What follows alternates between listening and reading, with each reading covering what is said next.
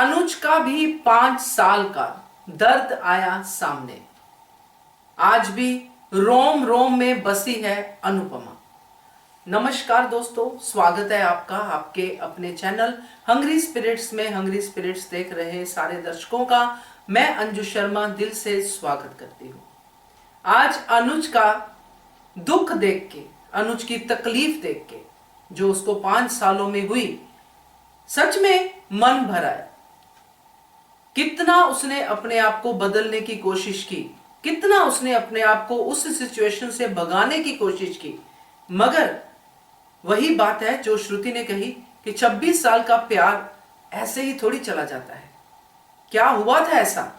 मगर ये तो श्रुति भी नहीं जानती कि 26 साल का प्यार कहीं नहीं गया है। आज भी अनुज के दिल में वो धड़कन धड़क रही है। बात करते हैं, बड़ा ही प्यारा सीन था ये। इसके ऊपर पहले वही निवेदन, जिन्होंने अभी तक चैनल को सब्सक्राइब नहीं किया है कर लीजिए, साथ में दोस्तों बेल आइकन दबाइएगा ताकि आपको हमारे वीडियोस के नोटिफिकेशन मिलते रहे। जब से 5 साल का ट्रैक शुरू हुआ है, हम सब लोग बड़े क्यूरियस थे कि आखिर 5 सालों में अनुज ने किया क्या, क्यों नहीं ढूंढा अनुपमा को, क्यों नहीं अपने प्यार को वापस पाने की कोशिश की। आज हम सबको उन सब सवालों के जवाब मिल गए। आज जब अनुज बात कर रहा था अनुपमा से, जो कि मुझे लगता है यह सिर्फ एक वन साइडेड कन्वर्सेशन है। अनुपमा अभी अनुज के सामने आई नहीं है, क्योंकि जितना मैं समझ पाई हूं इस धारावाहिक में जो भी होता है उसके हिसाब से बात करूंगी कि यहां पे जो अनुज है, जिसने ये बात समझ ली है, जब वो श्रुति से बात करके वापस आता है अपने ढूंढने के लिए या अपने फ्रेश एयर लेने के लिए, तो जो श्रुति से बातें होती हैं तो फिर से वो बातें जब दोहराई जाती हैं जो 5 साल पहले हुई थी, वो सारी बातें जब अनुपमा के बारे में, अपने बारे में, छोटी के बारे में श्रुति को बताता है कि क्या हुआ था, तो एक बार इमोशनली इंसान फिर से बुरी तरह से टूटता है। क्योंकि वो चीज जिसने दिल पे इतना इफेक्ट किया हो, जब उसको हम बार बार बोलते हैं या उससे बार बार हम लोग सोचते हैं तो वो हमें इफेक्ट करती है। मगर जब हम किसी के साथ शेयर करते हैं, किसी ऐसे के साथ जिसके साथ आप 24/7 रह रहे हो और कभी शेयर नहीं किया हो, उसके साथ शेयर करते हैं तो और ज्यादा तकलीफ होती है। तो एक बार फिर से अनुज ने वो 5 साल पहले वाली पेन को जिया, इसलिए वो घर से भागा उसी पेन के साथ। और वहीं पे उसको ये रियलाइज होना शुरू हो गया था कि इतने सालों बाद फिर से इसको पैनिक अटैक हुआ है, तो कुछ तो है, कुछ तो वजह है। और ये वजह एक ही हो सकती है कि अनुपमा का आसपास होना। अब एक आप सबने जो एक्सपीरियंस किया हो उसी के साथ ही बात करते हैं कि जब हम किसी ऐसी मोमेंट पे होते हैं कि किसी अपने को बहुत देर बाद मिलना हो, या हमें एहसास हो कि वो इंसान आसपास है, कभी भी हमसे टकरा सकता है, और वो जो लास्ट हमारी मेमोरी थी वो बड़ी कड़वी थी कि हम लोग जुदा हो गए थे, तो अब अगर वो मेरे सामने आती है तो मैं क्या करूंगा, कैसे बोलूंगा। तो ये वन साइडेड कन्वर्सेशन जो हमने सुनी, जिसमें अनुपमा के भी डायलॉग थे जो अनुज के ही दिमाग में थे। क्योंकि मैं अपनी बात बताती हूं कि जब कोई ऐसी बड़ी मीटिंग में जाना हो, या किसी अपने से शिकवे दूर करने जाना हो, या कभी किसी दोस्त से लड़ाई हो जाए, अगले दिन सॉरी फील करने जाना हो, तो हम जब उस जर्नी में होते हैं उसके घर तक पहुंचने के लिए, तो हम रास्ते में डायलॉग करते हैं अपने ही आप से। हम आप खुद ही अपने दोस्त भी बन जाते हैं, खुद ही हम रहते हैं। तो वो जो डायलॉग होता है कि मैंने ये कहा, वो ये कहेगा, ऐसा होगा वैसा होगा, वो डायलॉग अनुज ने आज किए, जहां तक मेरा आइडिया बैठता है। क्योंकि अभी ये मिले नहीं है, अभी सिर्फ ये वन साइडेड स्टोरी अनुज की है जो हमारे सामने आई है, उसके उस दिमाग से, जो दिमाग अनुपमा के बारे में सोच रहा है कि अनुपमा आसपास ही है और वो कभी भी मेरे सामने आ सकती है, और मैं कैसे बिहेव करूंगा। पहले हक करूंगा, फिर उसको बताऊंगा कि मेरी हालत क्या है। अनुपमा कहेगी मैं तुम्हारी खुशी के लिए छोड़ के चली गई थी, वो सब बैगेज था, हो गया था, वगैरह वगैरह, जो भी हमने डायलॉग सुने।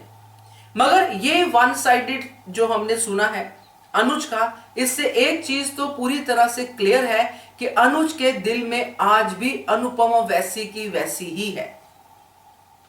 अनुपमा के बिना अनुज अधूरा है, नाखुश है।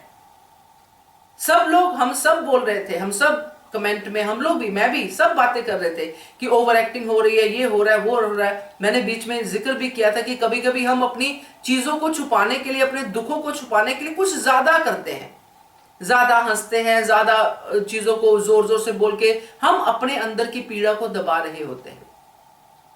तो ये अनुज ने आज यही चीजें सब बताई कि मैंने सब कुछ बदल लिया, मगर फिर भी तुम्हें नहीं भूल पाया। आज भी तुम ही हो जो मेरे दिल में हो। ये सब उसकी कन्वर्सेशन से क्लियर था। जितना भी कुछ अनुज ने कहा, शादी वाली बात भी कही, सब कुछ कहा, तो ये सब उसके दिल में था, क्योंकि वो 5 साल से इसी चक्कर में है, इसी पीड़ा में है कि मुझे अनुपमा ने छोड़ दिया। वो जो बात कही अनुज ने, एक बार मैंने प्रायोरिटी की बात क्या कह दी, तुमने तो छोड़ ही दिया। ये सब अनुज के दिल के वो डायलॉग है जो उसको नासूर की तरह चुभ रहे थे। तो मुझे बहुत अच्छा लगा, बहुत मन दुखी भी हुआ कि ऐसा प्यार कहां मिलता है। एक बड़ा ही अच्छा सा गाना है जो मैंने पहले भी जिक्र किया था कि ये दोनों का जो प्यार है ना, जब ये टूटा तो उस गाने को अगर ये जी लेते तो शायद अपना प्यार बचा पाते। वो है ना, जिंदगी के सफर में गुजर जाते हैं जो मुकाम, वो फिर नहीं आते। इसी का एक स्टैंजा है कि आंख धोखा है, क्या भरोसा है, दोस्त तो शक दोस्ती का दुश्मन है, अपने दिल में से घर बनाने ना दो, कल तड़प ना पड़े याद में जिनकी, रोक लो रूठ कर उनको जाने ना दो, बाद में प्यार के चाहे बे जो हजारों पैगाम, वो फिर नहीं आते। वहां पे तो वो नहीं आई थी क्योंकि ये फिल्म शायद मुमताज और राजेश खन्ना की फिल्म का गाना है। फिल्म का नाम मैं नॉर्मली भूल, आपकी कसम का, उसमें तो मुमताज वापस नहीं आती है, मगर इसमें हमारी अनुपमा जरूर वापस आए, इसकी हम जरूर दुआ करते हैं, क्योंकि तभी मजा आएगा। ये जो रीयूनियन होगी उसमें मजा आएगा। क्योंकि आज अनुज का दुख देख के जो मुझे समझ में आया, मैंने आपसे बात की। अब आप बताइएगा, क्योंकि मुझे पता है काफी लोगों ने इस दुख के साथ अपने आंसू भी बहाए होंगे, क्योंकि बहुत सारे यहाँ पे मान के फॉलोअर्स हैं, मान को प्यार करने वाले हैं। तो आज मान का चाहे सपने वाला सीन ही सही, एक साइड की हमने स्टोरी सुनी ही सही, मगर ये देख के मन तो जरूर रोया है। क्या कहते हो आप? कमेंट कीजिएगा। देखते रहिए channel Hungry Spirits. Thank you so much. Subscribe to our channel by clicking the subscribe button. Click the bell button and enjoy the latest uploads from our channel.